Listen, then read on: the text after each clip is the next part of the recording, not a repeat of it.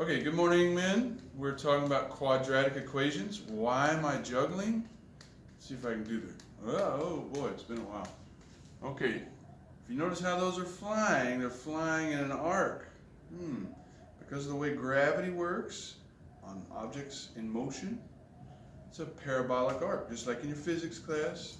Every time I throw a ball, it travels maybe in a wide arc or a very steep arc or almost not an arc, but it's still parabolic arc. So now parabola, quadratic function, okay?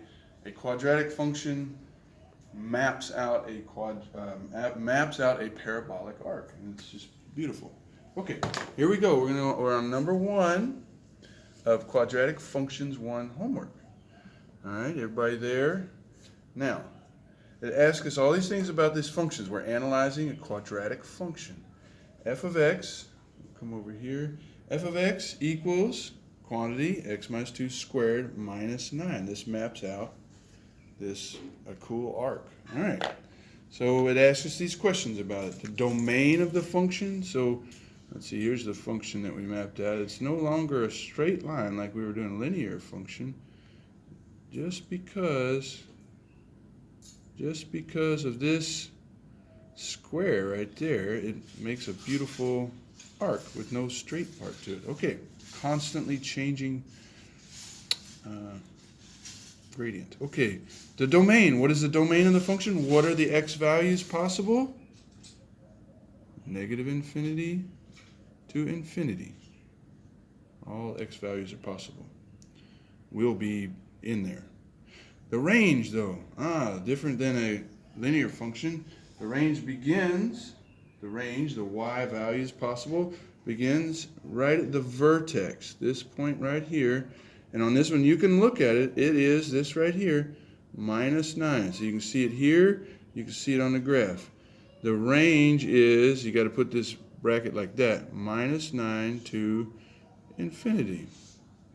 The vertex. The vertex you can either get from here, change this sign here, and keep this sign, and you got 2 comma minus 9, or you look at the picture. The vertex is this point where it turns from decreasing slope to increasing slope on this one, where the slope is 0. So the vertex is 2 comma minus 9. You can see it in the equation also. So you're analyzing everything about this function that we can right now. The axis of symmetry.